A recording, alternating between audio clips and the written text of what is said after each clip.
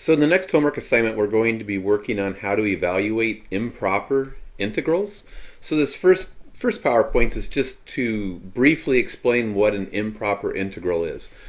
So last semester, when we were doing fundamental theorem of calculus, we learned how to evaluate a definite integral over a closed interval from a to b. So we learned, for example, how to do things like integrate from 2 to 3 1 over x dx.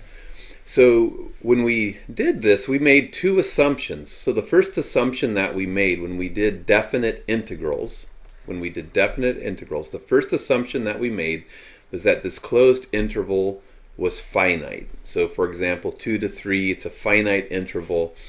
We didn't allow ourselves to deal with intervals that went from, for example, a to infinity, or from negative infinity to b, or from negative infinity to infinity, all of which are infinite intervals. And the second big assumption that we made when we were working with our definite integrals in Calc 1 is that our function needed to be continuous on the closed interval from a to b. So for example, if we had the integral up here from 1 over x dx, we weren't allowed to do things like integrate from negative 1 to 2, because even though this interval is finite, the closed interval from negative 1 to 2 is a finite interval, 0 is an element of that interval, and 1 over x is undefined when x is equal to 0. So a big part of what we did was that we had made the assumption that f of x, or 1 over x in this example, was going to be continuous. So we wouldn't have allowed ourselves to evaluate this integral. So bottom line, definite integrals from Calc 1, when we learned how to do them,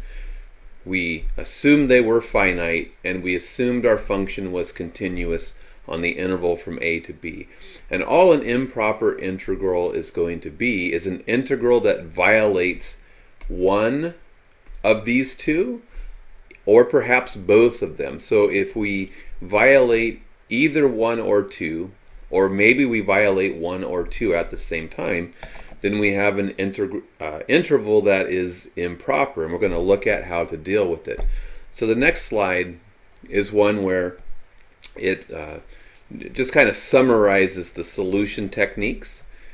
And what you ought to do is pause the video, move these into your notes, and then in the videos that come up, the next few videos will show examples of implementing these techniques or methods for evaluating improper integrals.